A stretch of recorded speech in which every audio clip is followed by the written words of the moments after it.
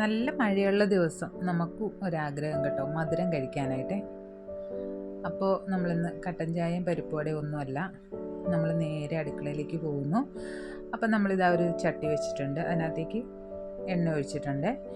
പിന്നെ നമ്മൾ കുറച്ച് കടലമാവ് എടുത്ത് നല്ലപോലെ ലൂസാക്കിയിട്ട് ഇതുപോലൊരു ബാറ്റർ ആക്കിയിട്ട് നമ്മൾ ഈ എണ്ണയ്ക്കകത്തേക്ക് ഇതുപോലത്തെ ഈ കണ്ണാപ്പ് വെച്ചിട്ട് നമ്മൾ ഒഴിച്ചു കൊടുക്കുകയാണേ. എന്താണെന്ന് വെച്ച് കഴിഞ്ഞാൽ ബൂന്തി പോലെ ഉണ്ടാക്കിയെടുക്കുകയാണ്. അപ്പം നമ്മളിതെല്ലാം അത്രയും മാവും തന്നെ നമ്മൾ ഇതേപോലെ തന്നെ ഉണ്ടാക്കിയെടുക്കും, 2-3 പ്രാവശ്യമായിട്ട് ഉണ്ടാക്കിയെടുക്കുന്നത്. പിന്നെ അവസാനം വന്നപ്പോഴത്തേനും പിന്നെ എനിക്ക് മടിയായി തുടങ്ങി ബൂന്തി മാത്രമായിട്ട് ഉണ്ടാക്കാം. പിന്നെ ഞാനിങ്ങനെ ആ ബാറ്റർ തന്നെ ഒഴിച്ചൊഴിച്ച് കൊടുത്ത് ഒരു വലിയ അപ്പം പോലെ അതിങ്ങനെ ചുട്ടെടുത്തിട്ടുണ്ട്. അപ്പോൾ ആദ്യമേ തന്നെ കുറച്ച് പ്രാവശ്യം ഇതുപോലെ തന്നെയാണ് ഉണ്ടാക്കിയെടുത്തത്. നമ്മൾ മിച്ചറിനും ലഡുവിനും ഒക്കെ ഇങ്ങനെ തന്നെയാണ് ഉണ്ടാക്കുന്നത്.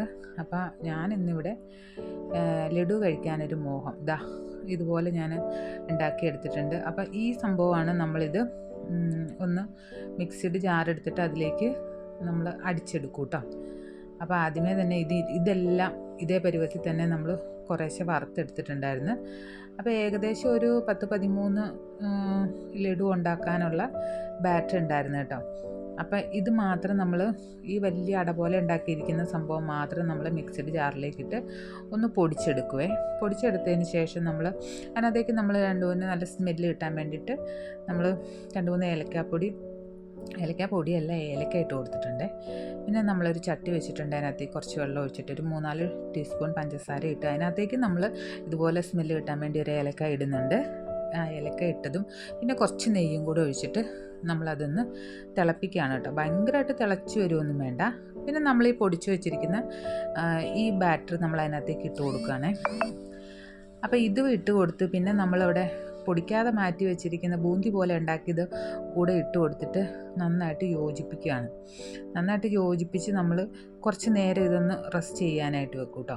ഈ സമയം തന്നെ അതായത് നന്നായിട്ട് കുറുകി വരുമ്പം തന്നെ നമ്മളിത് ആ തീ ഓഫ് ചെയ്തിട്ട് നമ്മളത് അടച്ചു വെക്കും. നല്ലപോലെ അടച്ചു വെച്ചിട്ട് നല്ലപോലെ പരത്തിയിട്ട് നമ്മൾ നല്ലപോലെ അടച്ചു വെച്ചിട്ട് കുറച്ച് നേരം കഴിഞ്ഞിട്ടാണ് നമ്മളതെടുത്ത് കയ്യിൽ ഇത്തിരി എണ്ണ തടവിയിട്ട് നമ്മൾ അത് ഉരുട്ടിയെടുക്കുകയാണേ.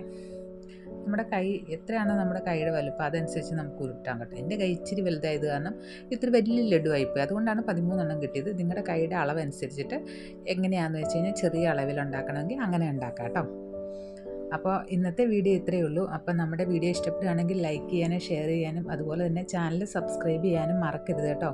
അപ്പം നമ്മൾ പുതിയ റെസിപ്പി ആയിട്ട് നമ്മൾ വീണ്ടും വരുന്നതാണ്. അതുവരേക്കും എല്ലാവർക്കും ടാറ്റാ.